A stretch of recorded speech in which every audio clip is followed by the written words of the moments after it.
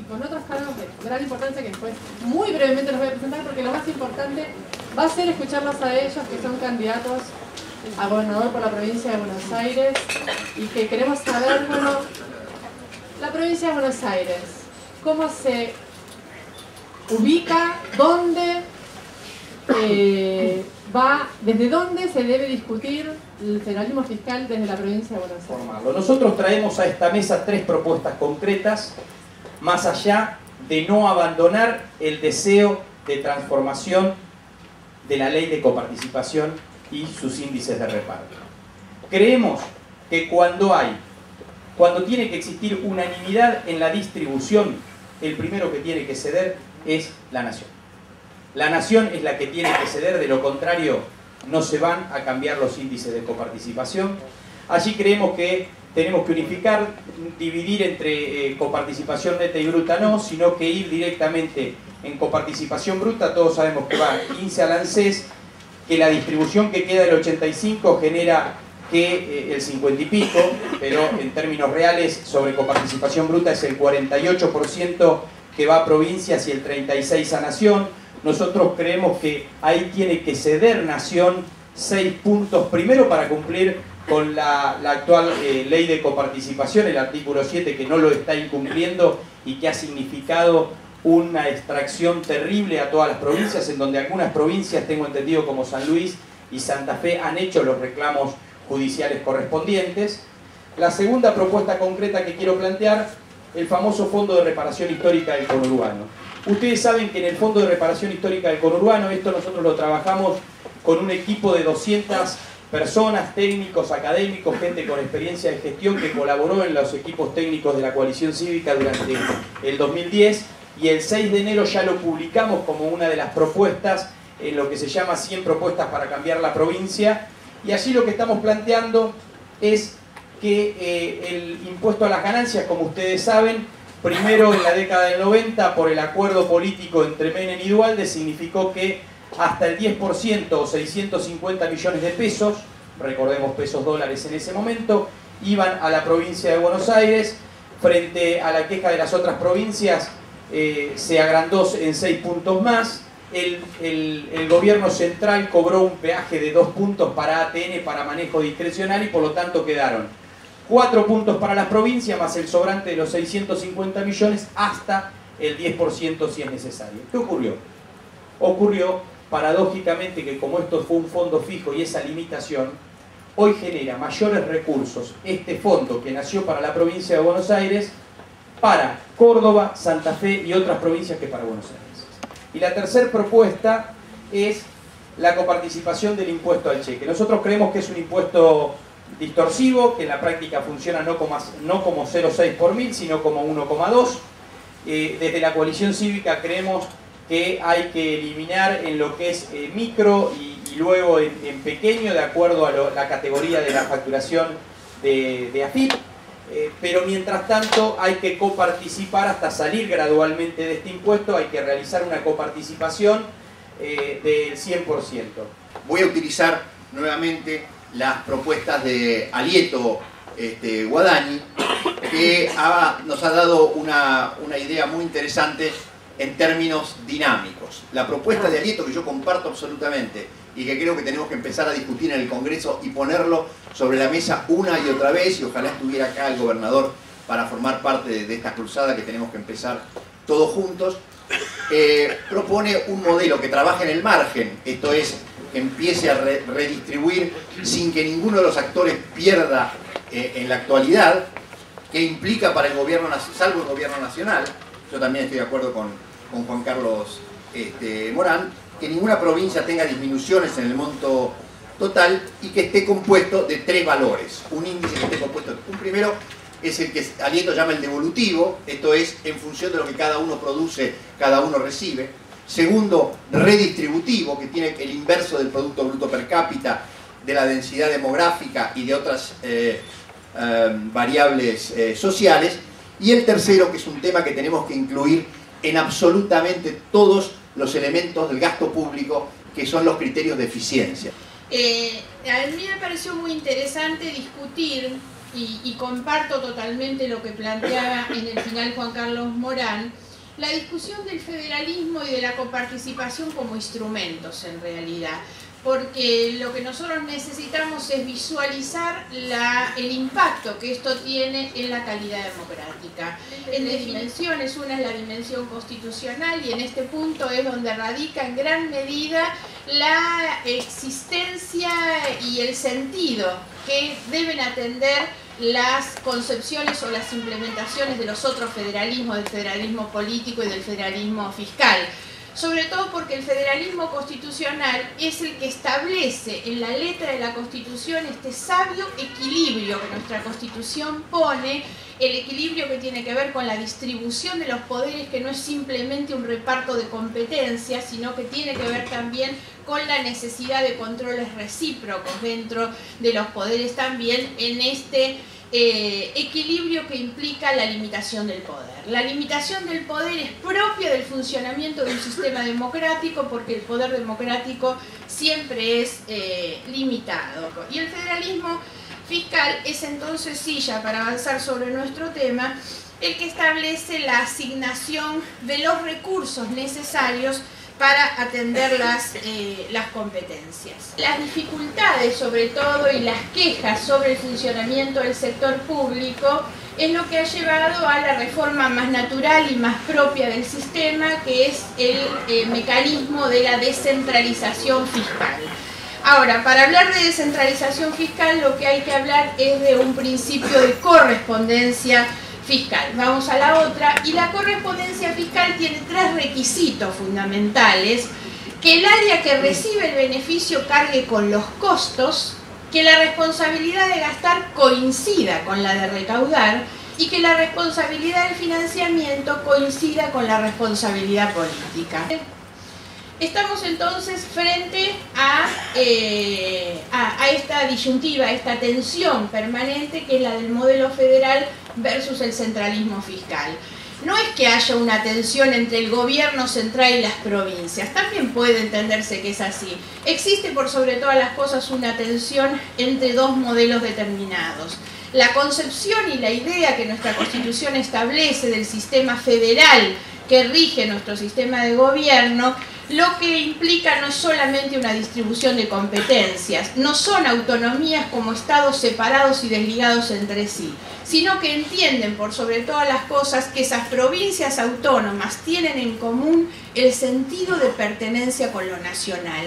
Nuestro sistema es un sistema federal, nacional y federal.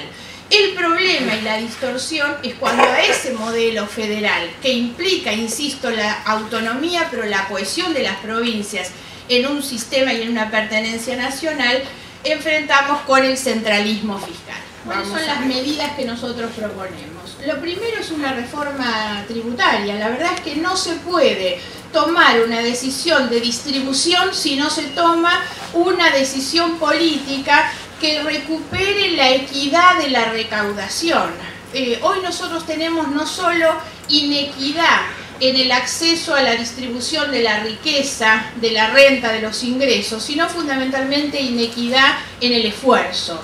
Nosotros hemos presentado en nuestro bloque una propuesta en la Cámara de Diputados para crear una comisión que convoque técnicos, especialistas, universidades, organizaciones sociales, que se ponga en mira el estudio de una reforma tributaria, que el gobierno de turno no sienta que es una reforma que se hace contra este gobierno, sino con la mirada puesta, bueno, es una reforma para que empiece a regir dentro de 2 años, dentro de 4, pero hay que empezar a estudiarlo, hay que empezar a hacerlo.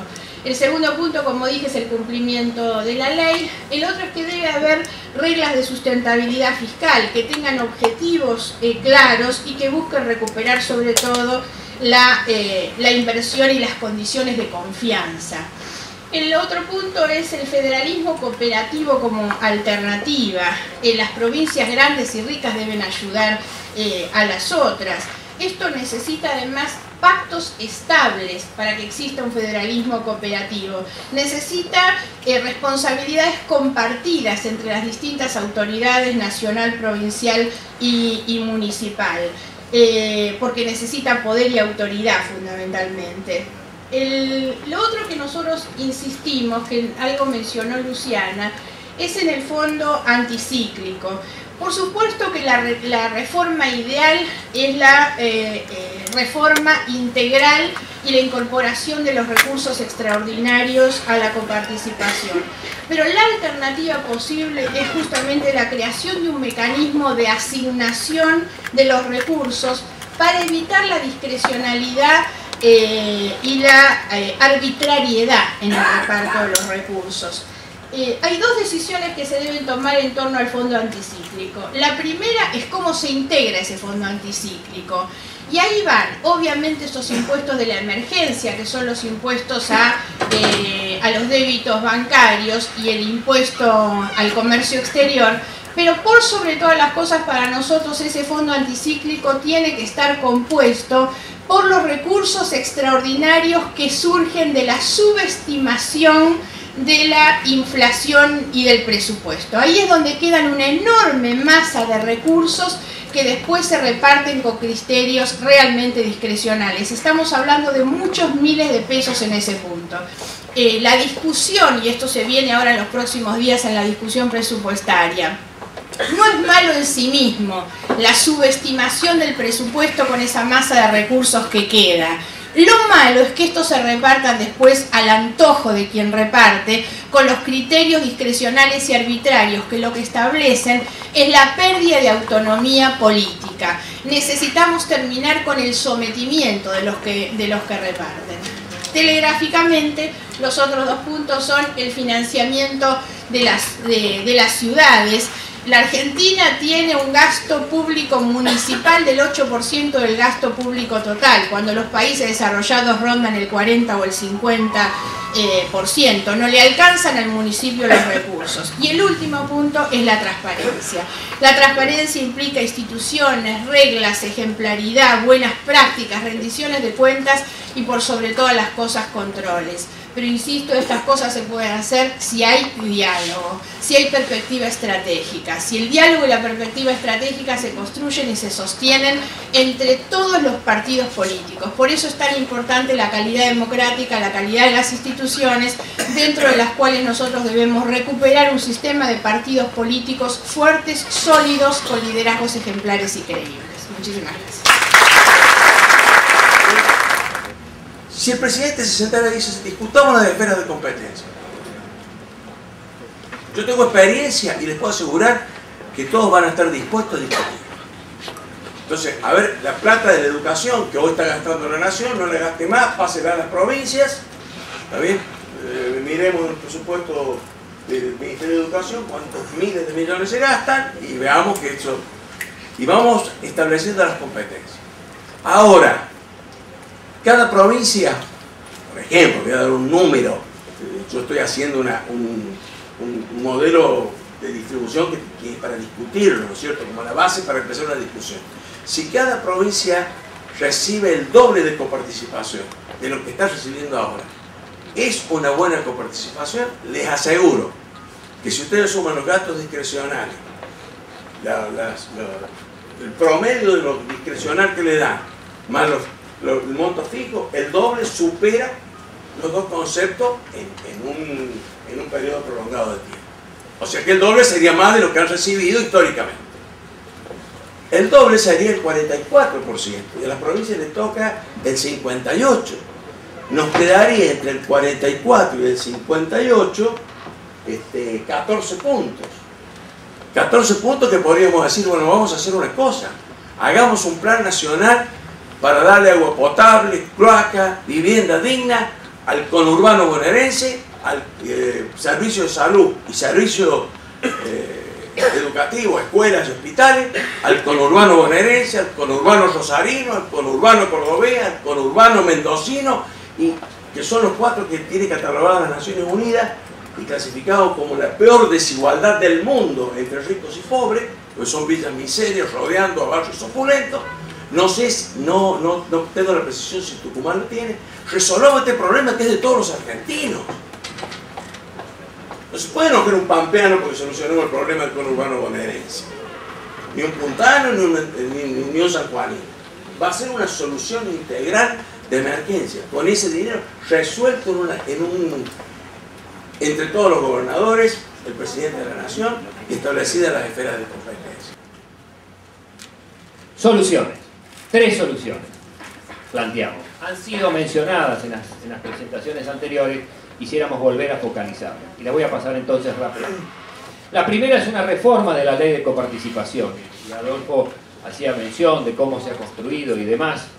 Nosotros estamos proponiendo algo que se le propuso al expresidente Kirchner en el 2006, creo que por el ministro Labaña en su momento, que era lo que se está recibiendo en ese momento, se sigue recibiendo, creo que es algo que Eduardo también hizo mención, pero a partir de un determinado nivel nadie recibe menos, pero el crecimiento se recibe con otras variables, se distribuye con otras variables, que contempla básicamente necesidades básicas insatisfechas, cantidad de habitantes, una condición del producto que produce cada provincia, y en el tiempo, con el crecimiento de la economía, y hablamos de tiempo, puede ser 10 años, no va a ser automático, la provincia de Buenos Aires y el resto de las provincias, con esta modificación o esta nueva ley de coparticipación, tendríamos entonces sí un equilibrio de distribución.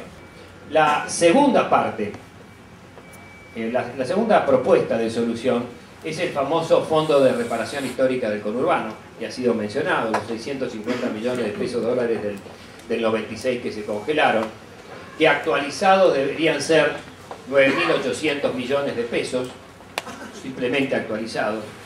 Creo que se mencionó, Córdoba y Santa Fe reciben más plata que la provincia de Buenos Aires, hoy precisamente por haber aceptado esa negociación a la cual Adolfo no hizo mención del ministro de Economía, que él la hizo, pero estamos siendo claramente perjudicados en una necesidad y en un problema que yo considero que es un problema nacional, porque los conurbanos, en el criterio de Adolfo, no es un problema de cada provincia, es un problema nacional. Y por último, el problema de la deuda. Miren, la deuda de la provincia de Buenos Aires, estos 53.000 millones, tiene directa proporción al desfinanciamiento que hemos sufrido por el sistema. Entonces me parece que la posición de la gobernación de la provincia de Buenos Aires no es solamente dame lo que me corresponde en una discusión como la que estamos planteando, sino que lo que he tenido que asumir como deuda es parte del problema que vos me causaste.